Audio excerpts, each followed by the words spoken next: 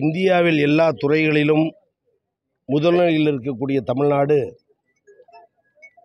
துணை முதலமைச்சர் அவர்கள் விளையாட்டுத்துறை அமைச்சராக பொறுப்பேற்ற பிறகு மருத்துவத்துறையைப் போல, கல்வித்துறையைப் போல, தொழில் முதலீட்டுத் துறையைப் போல இன்றைக்கு விளையாட்டுத்துறை இந்தியாவில் முதல் மாநிலமாக தமிழ்நாடு விளங்கி கொண்டிருக்கிறது. அதற்கு காரணம் மாணவர் மற்றும் இளைஞர் நலன் மீது அக்கறை கொண்ட முதலமைச்சர் நம்முடைய தமிழ்நாடு முதலமைச்சர். அதை தொடர்கிற துணை முதலமைச்சர் இன்னும் கூடுதலாக விரைவுபடுத்தி அந்த பணிகளை செய்து கொண்டிருக்கிறார். பொதுவாக அரசின் சார்பில் மாநில அளவில் போட்டிகள் என்பது ஒரு சடங்கு சம்பிரதாயத்துக்காக தான் இதுவரை நடத்தப்பட்டு வந்தது.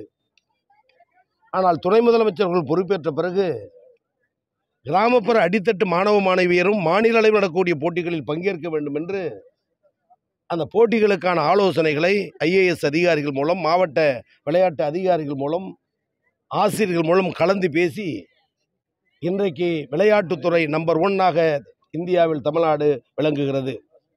அதன் அடிப்படையில் முதலமைச்சர் கோப்பை விருதுகள் என்று அறிவிக்கப்பட்டு 20க்கும் மேற்பட்ட விளையாட்டுகளை தேர்வு செய்து அதில் கால்பந்தாட்டு விளையாட்டுகிற அந்த போட்டியை தஞ்சை மாவட்டத்தில் நடத்துவதற்கு அனுமதி தந்து 13 இடங்களில் மாநில அளவில் போட்டிகள் நடக்கிறது. அதில் ஒன்று தஞ்சாவூரில் பள்ளி மாணவர்களுக்கான கால்பந்தாட்ட போட்டி அனைத்து மாவட்ட அளவில் கலந்து கொண்டு இன்றைக்கு முதல் 2, 3 மாவட்டங்களுக்கு பரிசுகளை சட்டமன்ற, நாடாளுமன்ற உறுப்பினர்கள், மேயர், துணை மேயர், உள்ளாட்சி அமைப்புகளுடைய பிரதிநிதிகள் முன்னிலையில், விளையாட்டுத்துறை அதிகாரிகள் முன்னிலையில் இங்கே வழங்கியிருக்கிறோம்.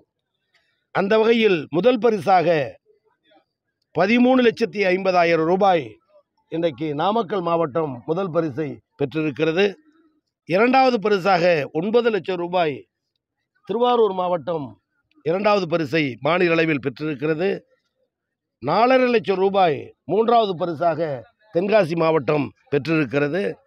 ஆக மாநிலம் முழுவதும் இருக்கிற விளையாட்டு வீரர்கள் தஞ்சையில் வந்து விளையாடுவதற்கான எல்லா உள்கட்டமைப்பை தஞ்சையில் உருவாக்கி தந்த மாண்புமிகு முதலமைச்சருக்கும், துணை முதலமைச்சருக்கும், சட்டமன்ற உறுப்பினர், நாடாளுமன்ற உறுப்பினர்களுக்கும், மேயர் உள்ளிட்ட நிர்வாகிகளுக்கும் இந்த நேரத்தில் மனமார்ந்த நன்றியை தெரிவித்துக் கொள்கிறோம்.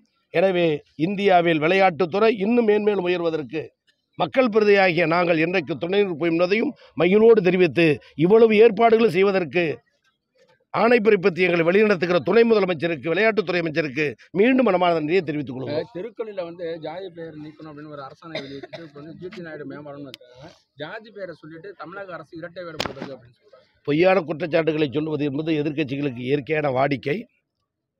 புகழ்பெற்ற ஜாதிய சாராத விஞ்ஞானிகள் பற்பல பெருமைக்குரியவர்கள் தான். ஒரு சிலரை ஜாதியின் பெயரை சொன்னால்தான் தெரியும். ஒரு சில அறிஞர்கள், சான்றோர்கள், விஞ்ஞானிகள், தலைவர்கள் பெயரை சொல்லும் பொழுது சில பல அடையாளங்கள் பல்லாண்டு காலமாக இருந்த நிலை உண்டு.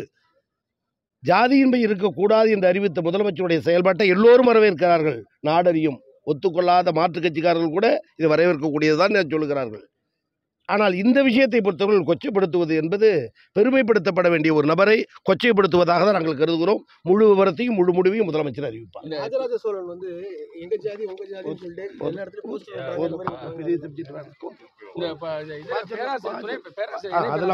அதெல்லாம் பார்த்துக்கிறேன்.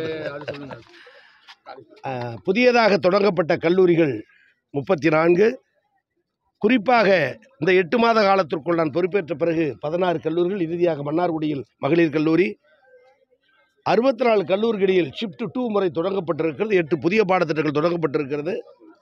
இதற்கான ஆசிரியர் தேவை என எண்ணிதான் முதலில் 551 பேரும், அதன் பிறகு 881 பேரும், இன்றைக்கு 2703 பேர் நிரந்தர பணியாளர்கள் பணி நியமனம் செய்வதற்கு மாண்புமிகு முதலமைச்சர்கள் உயர்கல்வித்துறைக்கு உத்தரவிட்டு அதற்கான பணிகள் நடந்து கொண்டிருக்கிறது. 8ஆம் தேதி இறுதி நாளாக கௌரவ உரிமையாளர் முடிவெடுக்கப்பட்டு நேர்காணல் அணைப்பதற்கான பணி நடக்கிறது.